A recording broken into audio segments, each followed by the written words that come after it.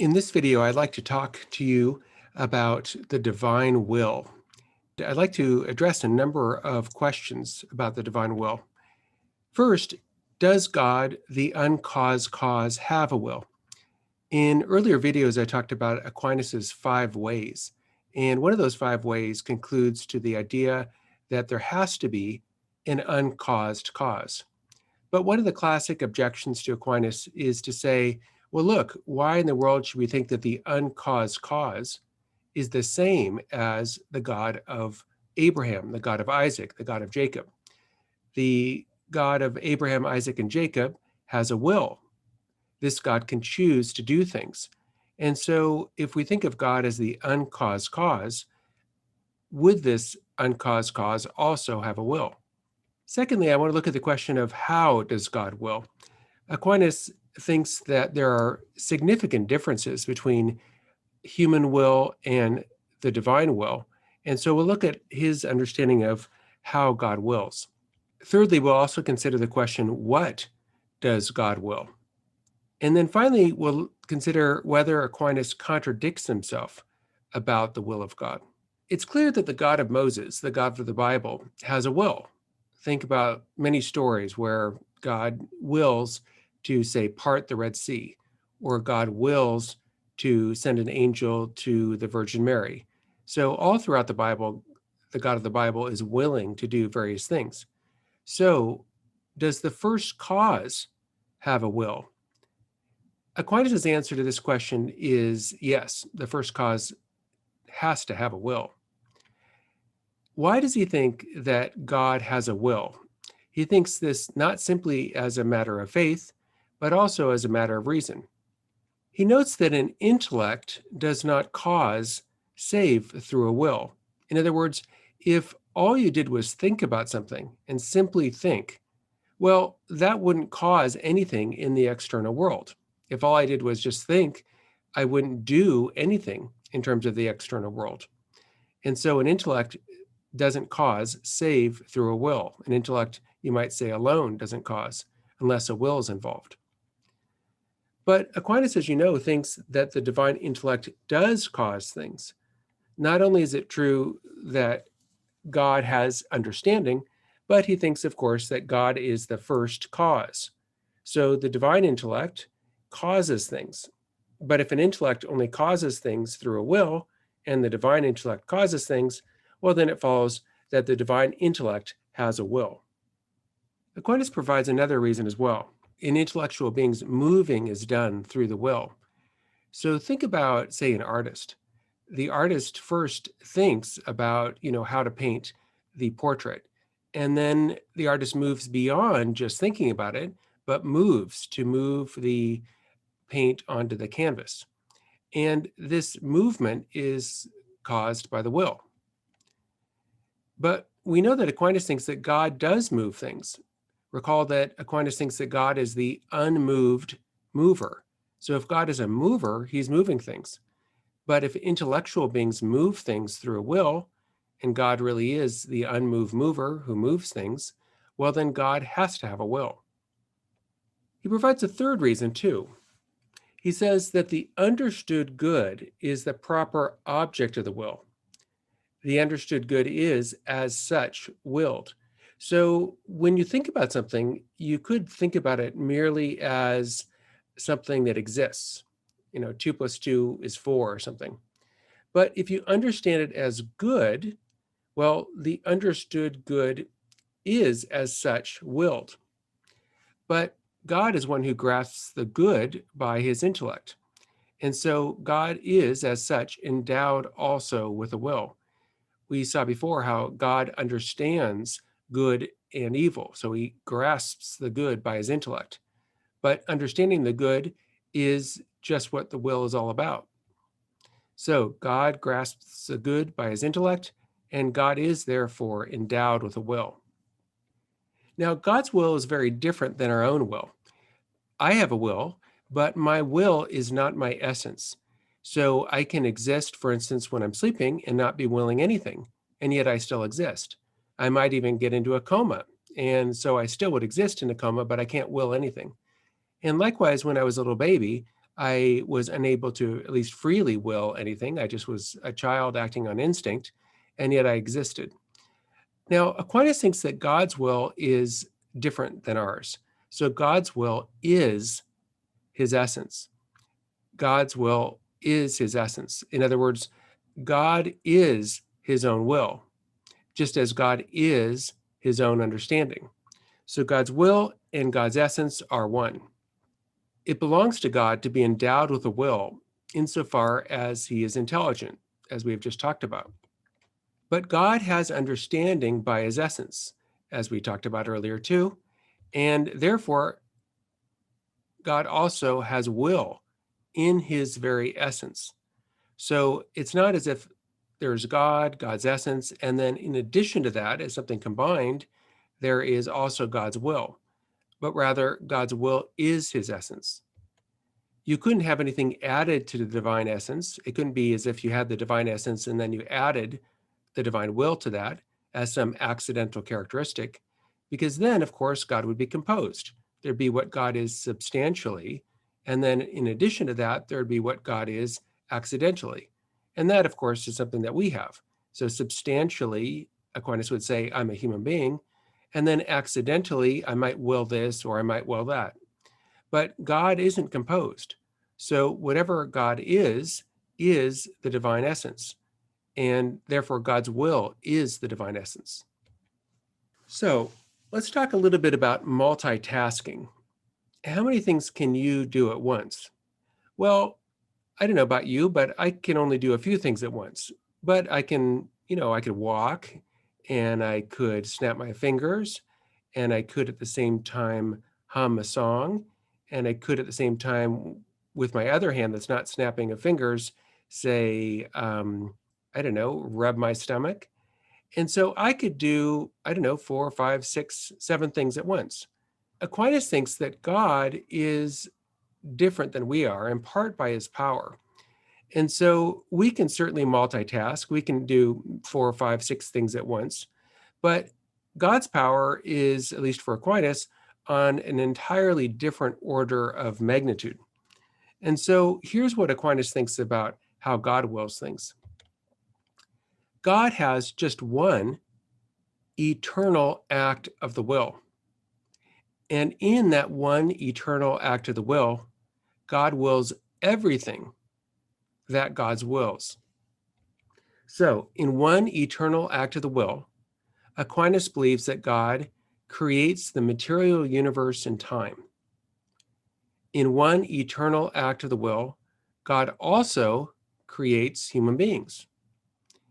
In one eternal act of the will, God also invites Abraham to leave his homeland. In that one eternal act of the will, God also invites Moses to lead the people out of Egypt. In one eternal act of the will, God invites a virgin named Mary to be the mother of Jesus. So we can certainly multitask. We can do, 5, 6 things at once. But God, you might say, is the ultimate multitasker. God does everything God does in one eternal act of the will. Everything that to us is from the very beginning of time to the present to the future. Everything is done by God in this one eternal act of the will. So God's will is very different than ours. God doesn't go from potentially willing something to actually willing something. That's what you and I do, right? We potentially eat a sandwich and then maybe we choose to actually eat the sandwich. But God, Aquinas thinks, is different. God is not a being who's composed of act and potency. And so God doesn't go from potentially willing something to actually willing something. Now, what God does is in one eternal act of the will everything that God does. And part of that will is to will that different aspects of God's will unfold in time. So this is an inexact analogy, but you might think about God's one eternal act of the will as a little bit like the last will and testimony that a couple, parents might have for their kids. So I might make out my will, and in my will, I designate that when my, child George turns 30, he gets this. And when my child George turns 40, he gets that. And maybe when my child George turns 50, he gets something else. Now, of course, I don't have lots and lots of money, but you can imagine a really rich person saying that, right? They don't want their kid at, the age of 20 to receive the entire fortune because they worry, and rightly so, that the kid, if he gets all the money at 20, is going to waste it and not know what to do with it. And so you could imagine a really rich person saying, look, the kid's going to get, 5% of the inheritance at 20, and then another 10% at 30, and then only get the full inheritance at the age of 40, when hopefully the kid is not going to just go to Vegas and blow it. So God, in one eternal act of the will, wills everything that to us is past, present, and future. And part of what God wills, at least according to Aquinas, is he wills our own individual existence and also wills that we love God in return. So Aquinas thinks that each one of us is willed by God. Obviously, our mother and father are involved. Aquinas thinks of them as the material cause, that our mother and father combine to provide the material cause. But he thinks that God provides the formal cause, the soul. And so each one of us is made not only by our mother, not only by our father, but also by God, who gives us the immortal soul and also invites us to love God in return. Now, recall what we talked about earlier in terms of the divine intellect, that God knows everything God knows immediately and not habitually. So it's not as if God isn't thinking about us sometimes, and then maybe we pray and God starts thinking about us. Aquinas is going to say that God is always thinking about us and therefore is always available to relate to us. And so God's one eternal act of the will includes not only creating us, not only holding us in existence, but also inviting us to love God in return. Now, this raises a new problem, and the problem is the problem of petitionary prayer. So prayer comes in different forms, right? There's some kinds of prayer that are prayers of adoration, where someone might pray, God, you're amazing. Other prayers of thanksgiving, thanking God for things. But one form of prayer is a prayer of petition. A classic example of this would be the prayer that Jesus taught his disciples, the Our Father. And in the Our Father, of course, it says, give us this day our daily bread. That's a prayer of petition, asking God to do something. But the problem is that if God really has only one eternal act of the will, how do prayers of petition make sense? If God's will is God's essence and God's essence is unchanging, well, how do we make sense of prayers of petition? So Thomas's view of God would seem to make prayers of petition pointless. We can't change God's mind, according to Aquinas. God is unchanging. We can't change God's will because God's will is also unchanging. So why in the world should we ever make a prayer of petition? But Aquinas also thinks that Jesus is God, and Jesus taught his disciples to pray this way.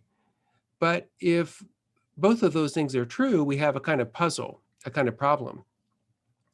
Either Aquinas is wrong about God being unchanging, or Aquinas is wrong about the value of prayers of petition, especially the prayers like the Our Father, which Jesus himself gave us.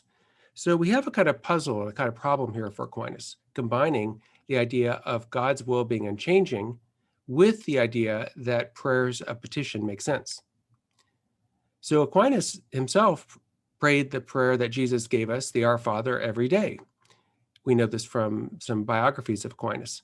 And so it seems in his own practice and in his own life that Aquinas did think it made sense to say the Our Father. But Aquinas also thinks that God's will is unchanging and God's mind is unchanging. God already knows everything. And so how do we put these two things together? That seems like a issue, a problem for Thomas. If Aquinas is right that God has an unchanging eternal will, then is Aquinas wrong that prayers of petition make sense? So what does God will? Well, Aquinas thinks that God wills his own being and goodness necessarily. God can't not will himself, just like God can't not know himself. It's impossible for God to get amnesia. And so Aquinas thinks too, it's impossible for God not to will his own being and goodness. God, however, does not will other things in this necessary way. So why is that? Well, what Aquinas says is this. He says the divine goodness is infinite. And so the participations in this goodness are potentially infinite. Now, if God necessarily willed all things that participate in his goodness, they would be. But there are some things that could have been that in fact are not. So for instance, I could have had a twin brother, but I don't. So that's something that could have existed, but doesn't exist. And so if it doesn't exist, God must have not willed it.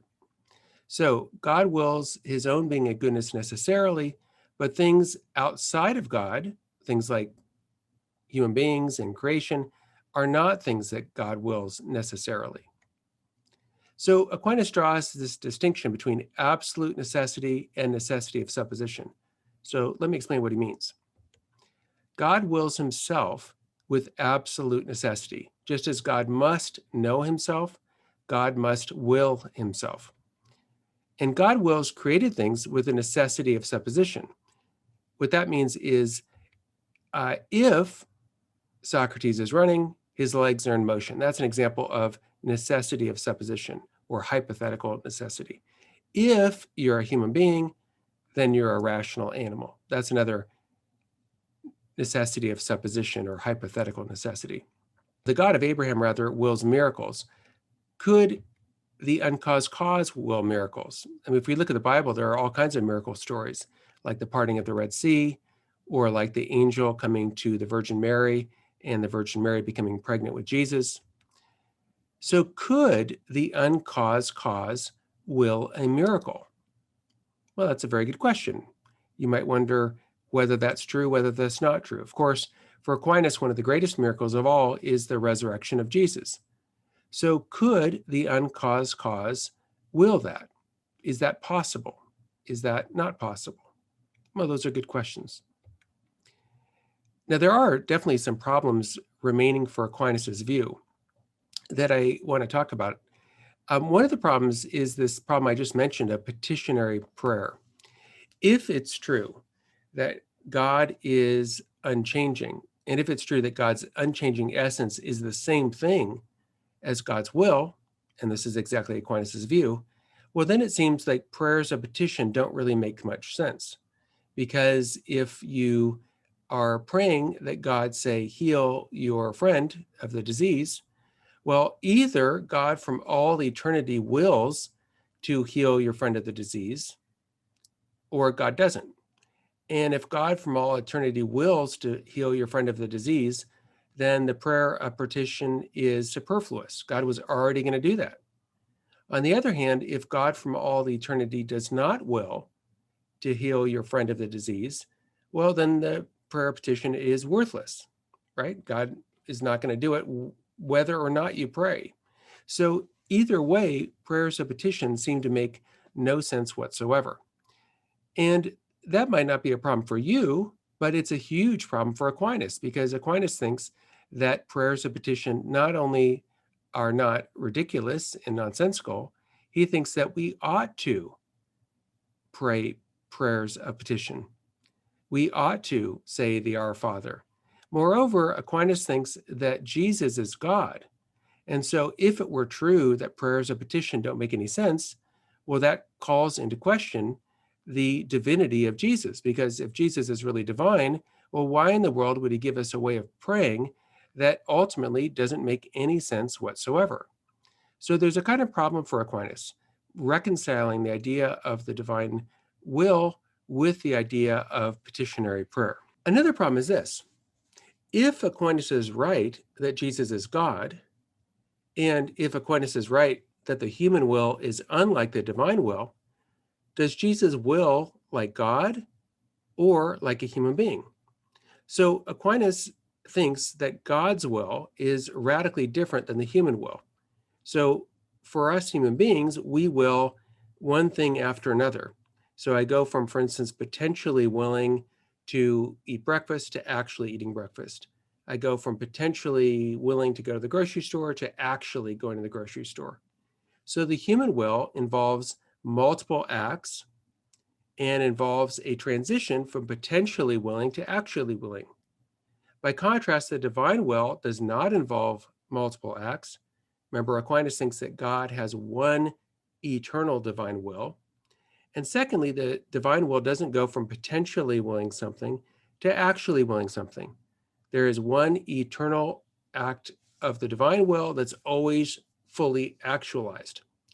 Okay, well, does Jesus will as God, or does Jesus will as a human being? Well, if Jesus wills like a human being, well, then how in the world can we say that Jesus is really God? If Jesus goes from potentially willing something to actually willing something, if Jesus goes from willing this thing to later in the day willing some other thing, he has multiple acts of the will, well, then it seems that Jesus really is not God. On the other hand, if we say Jesus as God has one eternal act of the will, well, then the humanity of Jesus seems to be taken away and undermined. That is to say, if Jesus just has one eternal act of the will, well, then Jesus' will is radically unlike any human will.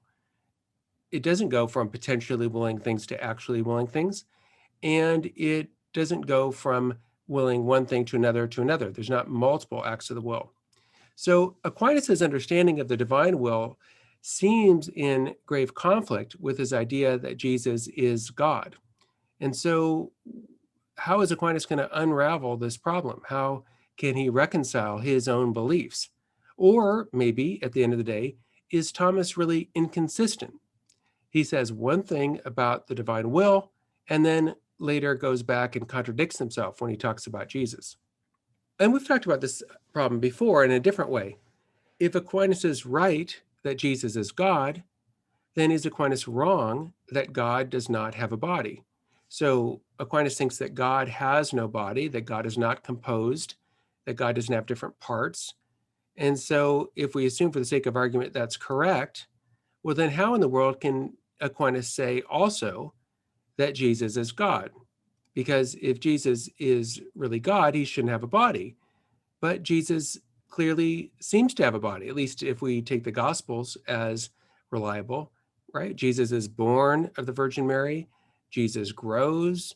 Jesus gets crucified and dies. And so it seems that Jesus does have a body. But if Jesus has a body, how in the world can Aquinas also say that Jesus is God? If Aquinas is right that Jesus is God, well, then is Aquinas wrong that an eternal God has no potency to suffer and to die? So God, for Aquinas, is a being that is pure actuality, entirely active, no potency at all. Now, if that's right, then God can't die. Why? Well, because in order to die, you have to go from one state, that is being alive, to a different state, being dead. But if God has no potency, he can't change from being alive to being dead. But Aquinas clearly thinks that Jesus died. In fact, that's part of the creed that Aquinas confesses every Sunday. So if Jesus really died, well, then how in the world can we say that Jesus is also God? Because an eternal God can't suffer and die. Here's a new problem. Can God destroy himself? God has a will, and so could God will to destroy himself, to end his own life?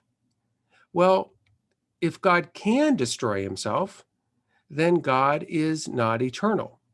Recall, an eternal being is a being that has no beginning and has no end. And Aquinas thinks that God is, in fact, an eternal being. That is to say, God is the uncaused cause. God doesn't come into existence, but God is also a being of pure actuality, not a being composed of act and potency. But if God is not composed, Well, God, of course, can't be decomposed. God cannot be destroyed. God cannot die. God, in other words, is eternal. So if God can destroy himself, well, then God is not eternal. Well, that seems wrong because God is eternal, at least according to Aquinas. But on the other hand, if you say God cannot destroy himself, well, then it seems that God's will is not omnipotent. If God cannot destroy himself, there's something that God cannot do. But isn't God supposed to be able to do everything? Isn't God supposed to be all powerful? So here's another kind of problem for Aquinas, a kind of puzzle, that if he says that God can destroy himself, well, then he seems to contradict his own view that God is eternal. On the other hand, if he says that God cannot destroy himself, well, then it seems to contradict his idea that God's will is omnipotent, that God can do all things. So Aquinas seems to be in a kind of contradiction, an inner contradiction with his own views. We also have compounded the problem of evil. If it's true that God has a will, well, then God could will to do something about the problem of evil. And so what Aquinas has done so far is made the problem of evil much more difficult to solve. In other words, if Thomas had held that there were multiple gods, as in Greek mythology, well, then you can explain the existence of evil in part through, for instance, conflict among these multiple gods. You could say, well, Hera and Zeus are in a conflict, and so this results in evil here below. But of course, we saw earlier that Aquinas thinks that there is only one God, so that's not going to work. You could also say, well, look, there's only one God, but God in himself is a combination of good and evil. God is like the force with a light side and a dark side, a good side and a bad side. And that's why there's evil in the world. The world reflects God, it's created by God. And so the world is a reflection of the reality that God is like the force with partly good and partly evil. But we saw earlier how Aquinas thinks that God is not a combination of good and evil, but rather that God is pure goodness. If God is not composed, well, then God can't be composed of partly good and partly evil. God has to be a being of pure goodness with no evil whatsoever. Well, then you might say, well, maybe God doesn't know about evil. But the problem with that is Aquinas thinks that God knows about everything. God is the first cause, and God's mind is the same thing as God's being. And so God knows himself as first cause. But God couldn't know himself as a cause unless he knew what he caused, right? If I know myself as an author, well, I have to know what I write. If I know myself as an artist, I have to know the art that I create. So if God knows himself perfectly as the first cause, well, God has to know the things that are getting caused. And that would include everything in the created order. And you might get around the problem of evil by saying, well, God knows about evil, but he doesn't have a will. And so he can't do anything about evil. But that also is not going to work because Aquinas thinks that God has a will, that God not only is an intellect, if God were only a mind, well, if God just thought about things, well, that wouldn't cause anything. Well, but God is the cause of things, Aquinas thinks. He's the uncaused cause. And so God's mind is not just God's mind, but God's mind is also God's will. So God does will things. And so if God wills things, well, then God could will to do something about this problem of evil. So Aquinas' views about God, in other words, have compounded and made more difficult to solve the problem of evil. So next time, what we're going to do is we're going to continue our discussion of Aquinas' views about God. I would encourage you, if you can, to read chapter 84 of Thomas Aquinas' Summa Contra Gentiles, and we will continue our discussion of God's will and these issues of faith and reason.